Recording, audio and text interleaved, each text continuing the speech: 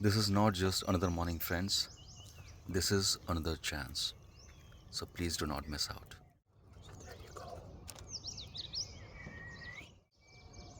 85. Here I am. Here I am with story number 13, page number 85. तो ये हमारे first part का, इस किताब के पहले पार्ट की आखिरी स्टोरी है. ठीक है. तो फाइनली हम इस लॉट के साथ भी यहाँ पे वाइंड अप करेंगे. ओके, फिर नया लॉट निकालेंगे नेक्स्ट पार्ट के लिए. तो उसमें हम पूरा लॉट पूरे पार्ट के लिए रखेंगे, सारे पेजेस उस लॉट में रखेंगे. ठीक है. जैसे इस बार हमने 2 लॉट्स बनाए थे, पहले पेज नंबर 1 to 32, फिर उसके बाद से अभी तक. सो ऐसा नहीं करेंगे, एक पूरा लॉट बनाएंगे, पूरा सेकंड पार्ट बाय पार्ट हम मूव करेंगे. Alright. So let's start with the story. Page number 85. So this is a story time. Page number 35 and story number 13. Page number 85. हाँ, ठीक है. So once there lived an adorable monkey in a palace who was very dear to the king.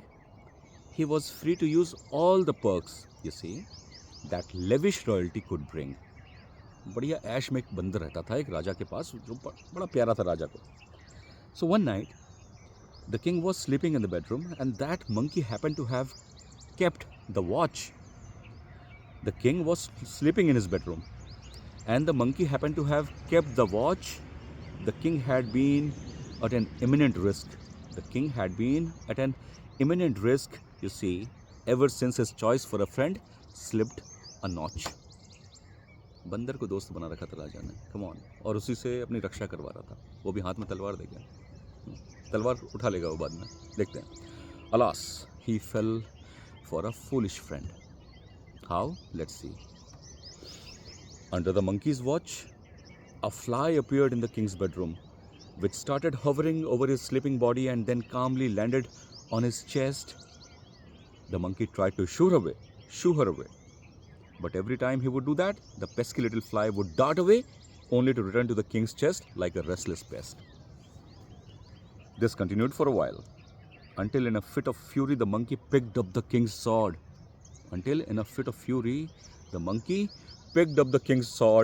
Seeing his effort were in vain, he finally waited for the fly to come to rest, to finally settle the score.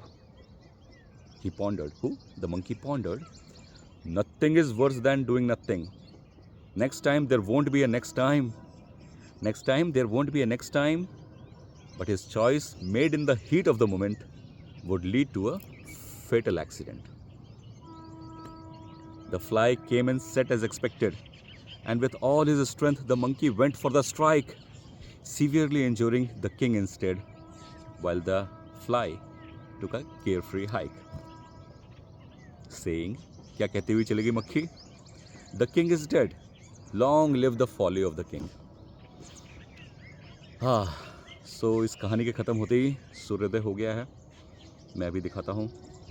सो यहाँ पे कहानी ख़त्म होती है, और जो background में जो स्टोरी चलती है, ये स्टोरी किसने सुनाई थी? ये स्टोरी आपको सुनाई थी, आपको पता है? कोई ना कोई तो सुनाता रहता है. So the point. So moral of the story is, the tutor concluded. Tutor थे, पता है ना, एक टीचर था और एक स्टूडेंट था. तो इनके बीच में पूरी कहानी हो रही थी. तो ये पहले दिन का चैप्टर यहाँ पे क्लोज होता है. क्या कहते हुए? ट्यूटर कहते हैं, so dear lad, you don't need an enemy if you have an unworthy friend around. You don't need an enemy when you have an unworthy friend around. A man is known by the company he keeps in his immediate surrounds. ये बहुत काम की बात है. A man is ultimately known by the company he keeps. समझ रहे हो? आप बड़े होशियार हो, बड़े मेहनती हो, and you're trying to grow in your life, but friend circle ऐसा है जो नहीं चाहता कि ऐसा हो, तो फिर फ्यूचर ब्लीक है. और आपको लोग उसी दायरे में से पहचानना शुरू कर देंगे जिनके साथ आप रहते हो, जिसके अंदर आप रहते हो. ऑलराइट. सो ट्यूटर कहते हैं, कंक्लूड करते हैं ये कहानी के साथ, 13वीं कहानी के साथ. So dear lad, You don't need an enemy. You don't need an enemy if you have an unworthy friend around. A man is known by the company he keeps in his immediate surrounds. And the boy learned a lesson. Whenever the foundation of friendship is rooted in self-interest, the terms of that connection can be compromised for short-term gains. फिर से बोलता हूँ मैं. Whenever the foundation of a friendship is rooted in self-interest, the terms of that connection can be compromised for short-term gains, and whenever the authenticity of such ties is put to test, the natural outcome is betrayal, backbiting and blame games.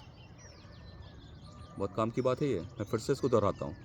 Whenever the foundation of a friendship is rooted in self-interest, the terms of that connection can be compromised for short-term gains, and whenever the authenticity of such ties is put to test, the natural outcome is betrayal, backbiting and blame games.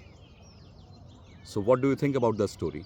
The tutor asked keenly कि बच्चे ने कुछ सीखा कि नहीं, पहला दिन उसके काम का गया कि नहीं, अगले दिन की शुरुआत हो पाएगी कि नहीं. तो बच्चा बोलता है, well, the story time has proven to be a windfall. The story time has proven to be a windfall as I am overwhelmed by what I have received. I am sure, sir, that this is not all, for I feel you still have an ace up your sleeve. मुझे लग रहा है sir कि आपके पास और भी तुरुप के किक्के हैं. मुझे मज़ा आ गया है. मतलब इतना ये 13 स्टोरीज़ उसके लिए पहले दिन में ही इतनी ओवरवेलमिंग साबित हुई कि उसको मज़ा आया. सो उसको लग रहा है कि सर के पास कुछ और भी है, तभी सर पूछ रहे हैं. So the boy said in anticipation, okay, yes I do, be prepared for tomorrow's session. And both retired winding up the day. So यहाँ पे हमारा पहला पार्ट ख़त्म होता है, 13 स्टोरीज़. इसके बाद बिटवीन द लाइन्स का सेक्शन आता है. ये हम कभी और करेंगे.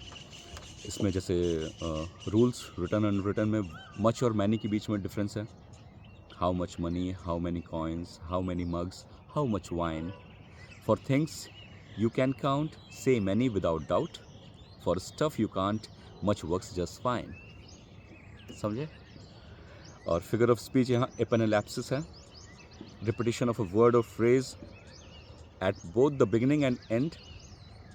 When it circles back, just remember, epenelapsis is setting the trend. Epenelapsis. जैसे nothing is worse than doing nothing. जैसे nothing is worse than doing nothing. Nothing से शुरू हुआ, nothing पे ख़त्म हुआ. Epenelapsis है. Next time there won't be a next time. ये भी epenelapsis है. Next time से शुरू हुआ, next time पे ख़त्म हुआ. The king is dead, long live the king. ये बहुत ही फेमस फ्रेज़ है. ये हॉलीवुड में आपने देखा होगा. जो भी आप इंग्लिश रॉयल्टी से संबंधित जो भी मूवीज़ होती होंगी, तो वो जब भी एक किंग ख़त्म होता है, मतलब एक किंग मर जाता है, एक राजा जब मरता है तो सिर्फ एक बॉडी मरती है, लेकिन जो राजत्व है ना, जो किंगहुड है, वो हमेशा ज़िंदा रहता है. जैसे राजा के मरते से ही उसकी ताजपोशी हो जाती है. किंग इज़ डेड, ये न्यूज़ है, but long live the king. As soon as the personification of a king dies, the symbolic thing transfers to the other head. All right, ये तो वहाँ से लिया गया है, बट है क्या? एपनलैप्सिस का एग्जाम्पल. एडाजेस, मैक्सिम्स, प्रोवर्ब्स, इसमें मैंने करीब 4 यूज़ किए हैं.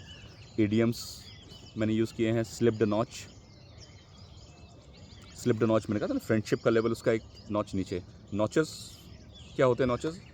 Notch suggest a decline in judgement और स्टैंडर्ड्स. मार्किंग होती है आपके, एक स्टैंडर्ड होता है जो आप सेट करते हो. नॉच अगर उससे नीचे या ऊपर आप जाते हो तो it shows whether you are growing और not growing.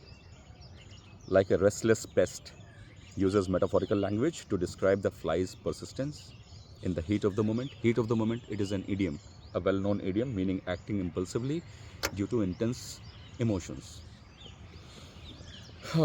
In a fit of fury, this phrase aligns with the act in haste, repent at leisure. Next time there won't be next time. ये भी expression है, nothing is verse then doing nothing. So this way part 1 ends. मैं बोल रहा था कि मैं अभी नहीं करवाऊंगा आपको बिटवीन द लाइन्स, लेकिन इन अ फ्लो, इन